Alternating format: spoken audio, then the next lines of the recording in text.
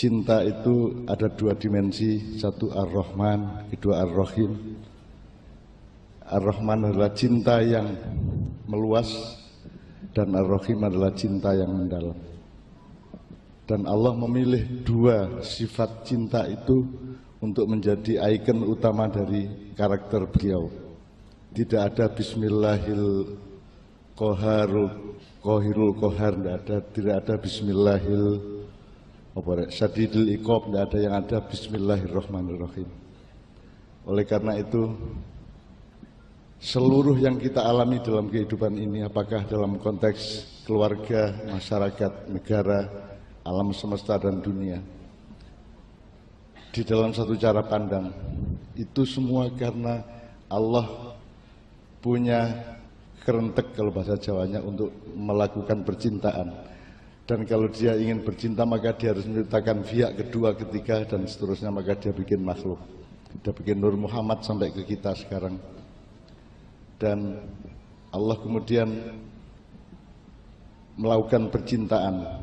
Makanya orang sholat, orang mengikuti Kanjeng Nabi itu satu-satunya landasan adalah karena in kuntum tuhibbunallaha fattabi'uni. Jadi alasan kita sholat, alasan kita bikin pesantren, alasan kita ngurusin Indonesia, alasan kita kawin, alasan kita beranak cucu, bertani dan apapun saja adalah karena kita cinta kepada Allah, dan metodenya adalah oleh Allah disuruh mengikuti Kanjeng Nabi. Maka kita menjadi khalifah di belakang Kanjeng Nabi.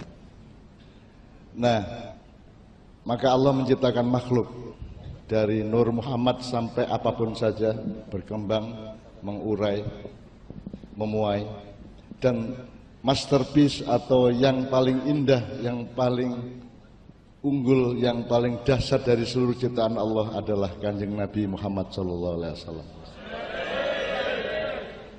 Oleh karena itu, untuk supaya kita sama Gus Solah ini berada di dalam satu aura yang tepat di hadapan Allah Subhanahu wa Ta'ala, nanti kita harus selawatan bareng, satu selawat untuk Gus Solah.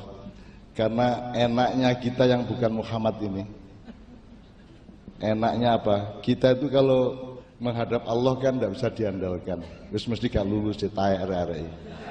Mesti gak lulus terus. Kagian dosa, kagian maksiat, kagian ngerasani wong, kagian bully, kagian medsos, kagian gatel. Maka Allah menawari cara yang sangat mudah, asal engkau bercinta dengan kekasihku Muhammad SAW, maka engkau akan punya peluang untuk mendapat ampunanku dan masuk ke surgaku. Itulah sebabnya kita tadi tahlilan, itu sebabnya kita tadi selawatan dan seterusnya. Itu semua alasannya hanya cinta, yaitu yang Rahman dan yang Rahim. Itu dua dimensi cinta. Bapak-bapak, ibu-ibu sekalian, anak-anakku sekalian, untuk memberi testimoni tentang Gus Solah, tidak mungkin saya tidak menyebut Tebu Ireng. Untuk menyebut Gus Solah dan Tebu Ireng, tidak mungkin saya tidak menyebut umat Islam secara keseluruhan. Dan untuk menyebut umat Islam, saya tidak mungkin saya tidak menyebut Republik Indonesia dan dunia dan alam semesta. Oleh karena itu, yang pertama, Tebu Ireng sama Indonesia itu kakak beradik. Tebu Ireng adalah saudara tua, bahkan Tebu Ireng adalah laboratorium berdirinya Republik Indonesia. Kalau tidak ada komando jihad dari Mbah Hashim, resolusi jihad dari Mbah Hashim, maka 10 November Surabaya tidak akan terjadi, dan kita mungkin tidak bisa mempertahankan kedaulatan kita melawan perang pasukan sekutu pada waktu itu. Maka Tebu Ireng ini adalah orang tuanya Republik Indonesia. Jadi kalau Indonesia besok milih presiden, tanya ke Tebu Ireng. Kalau Indonesia besok mau membangun lebih lanjut, mengembangkan kemajuannya, maka belajarlah kepada Tebu Ireng dengan semua sejarahnya. Belajarlah kepada sejarah Tebu Ireng. Ada sangat banyak unsur-unsur Tebu Ireng yang tidak dipelajari oleh Indonesia, maka Indonesia akan makin lama makin seperti ini. Mungkin sinau nang Mbah Hashim, sinau nang Mbah Wahid, sinau nang Syekhona Khalil, sinau nang konstelasi di sini, supaya kita mengerti biyen iku air kawahnya Republik Indonesia adalah Tebu Ireng. Sadurunge bayine iku mbrojol teko mbokmu iku sing jenenge air kawah itu ya Mbah Hashim dan kawan-kawan semua itu. Di Indonesia hanya dikenal Cokro Aminoto karena mereka tidak punya cara pandang untuk menemukan atau untuk memahami bagaimana sebenarnya peran agama, ulama dan kiai-kiai di dalam konstelasi politik. Maka yang dikenang bukan Mbah Hasyim dan Syekhona Khalil, yang dikenangnya Cokro Aminoto yang punya murid Bung Karno, Bung Hatta dan semua itu. Maka Mbah Hasyim adalah pahlawan nasional dan dalam arti yang sesungguhnya, karena kalau soal negara dan pembangunan, bapak kita adalah Cokro Aminoto, tapi kalau soal kebudayaan dan akhlakul karimah masa depan bangsa Indonesia, bapaknya Indonesia adalah Kiai Haji Hasyim Asy'ari. Nah, untuk memberi testimoni khusus mengenai Gus Solah, nanti jangan diviralkan lagi ya.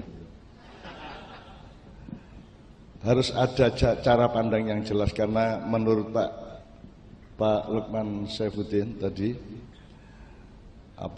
al ilmu at-tariqatu ahmu minal ilmi minal madah, terus apa lagi, wal mudaris ahmu minat tariqah wa ruhul mudaris ahmu minal mudaris. Iki ngene-ngene di Menteri Agama wong pesantren ku enak. Aku ngene-ngene iki aku gak maca, aku ngarang-ngarang dhewe, nek salah wis cek dilolokno karo Khalid Basalamah Baba wis. Jadi uring-uring kali.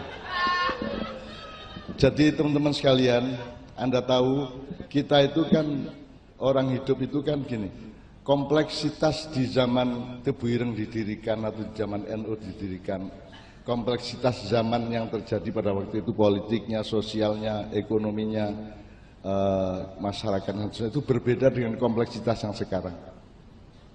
Jadi sekarang lebih canggih, sekarang lebih ruwet, sekarang lebih berlabirin-labirin, berlapis-lapis. Nah, dengan kompleksitas yang berbeda itu, menurut saya Gus Solah adalah salah satu Kiai Tebu Ireng yang mampu menjawab kompleksitas yang sudah tidak sederhana dibanding dulu-dulu.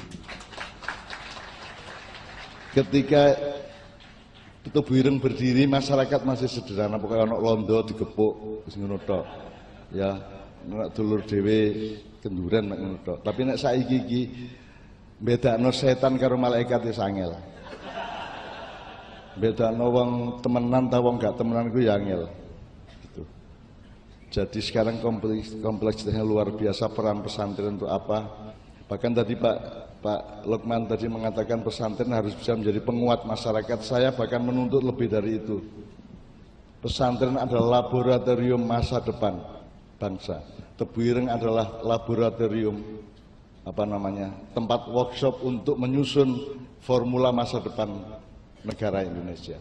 Pokoknya takon Tebu Ireng ta. Nek ana presidennya ta wis gak rene ya. Kudu rene.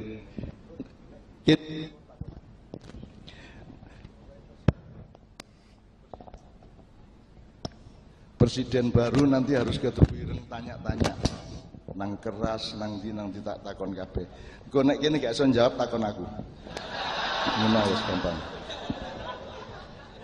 Jadi Bapak sekalian, saya melihat Tebu Ireng ini setelah Gus Solah itu membangunnya sedemikian rupa pada posisi yang tepat di tengah jenis kompleksitas keindonesiaan yang luar biasa ruwet ini dan tidak mudah dipahami. Gus Solah melakukan sesuatu yang sangat jernih, yang sangat tepat. Gus Solah jadi gini, orang sekarang kan harus, Anda kalau mau makan kan harus tahu, harus punya metode. Iki sego ta plastik lak kudu ro ya. Ya tak karek. Iki kopi ta oli lak kudu ro. Apa meneh? Iki parfum tantut kudu ro. Nah, untuk memahami Gus Solah, kita pakai metodologi apa? Kita pakai cara pandang yang apa? Selama ini kalau untuk memilih anggota DPR kan asas utamanya kan, pedoman utamanya kan popularitas, bukan ekspektasi, bukan kompetensi. Makanya yang jadi wakil kita sekarang Krisdayanti dan Mulan Jamila. Karena urusannya adalah popularitas. Nah, teman sekalian, di dunia ini orang mudah kagum. Jadi orang yang akan dipilih, yang ditestimoni, yang dipersaksikan adalah satu orang hebat. Orang nek Jawane, nek Jawane ampuh, wong tepak iku nek cara Jombang. Cuman tepak itu kan abstrak. dia harus ada penisbahan yang jelas. Misalnya orang yang pintar pencait dianggap tepat, dianggap hebat. Tapi kan fakultasnya adalah pencak. Nah sekarang orang yang dianggap paling hebat, kan sekarang pokoknya uang itu hebat. Kayak diakoni wong lak ngono. Lah tapi hebat itu apa? Terus, jadi nisbahnya bisa ke kepandaian, ke kesolehan, ke kekayaan, ke kekuasaan, ke kekuatan dan lain sebagainya. Nah, jadi di dunia ini ada orang kuasa sehingga hebat, ada orang kuat sehingga hebat, ada orang sakti sehingga hebat, ada orang kaya sehingga hebat. Tapi seluruh kehebatan itu tadi tidak laku di depan Allah Subhanahu wa taala. Kon pendita-penditi karo sugihmu gak payu kan. Gak payu ning ngarep Gusti Allah. Pintermu ya gak payu ning ngarep Gusti Allah. Ngomong apa kan? Ngomong apa kan, Bang?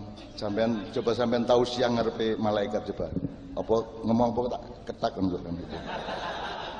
Jadi itu semua tidak laku dan Gus Solah juga bukan semua itu. Gus Solah bukan orang yang hebat karena kepandaiannya. Gus Solah bukan orang hebat karena kekayaannya. Gus Solah bukan orang hebat karena popularitasnya. Gus Solah bukan orang yang hebat karena apa? Karena bermacam-macam yang orang menyembahnya dan mengaguminya. Gus Solah adalah orang yang seluruh karakternya itu laku di depan Allah. Akhlakul karimahnya jelas, jujur pikirannya, sederhana hidupnya. Ya apa jenenge putune Mbah Hasyim nganggo Vespa otok-otok ngene kok. Iku nek aku gak gelem aku. Selamat aku duduk putune ya. Aku mek tanggane ya. Jadi Gus Solah itu top tenan. Dan Gus Solah itu harus kita catat tidak karena kehebatan-kehebatan yang serba takhayul seperti kekayaan, kekuasaan itu cuma takhayul. Gus Solah itu hebat sebagaimana kriteria Allah, bahwa orang itu ikhlas, bahwa orang itu sungguh-sungguh, bahwa orang itu tafaqquh fiddin, ya, bahwa orang itu pokoknya dia punya unsur-unsur yang paling kualitatif yang disebut aksani takwim oleh Allah untuk menyebut manusia itu. Dan Gus Solah itu aksani takwim.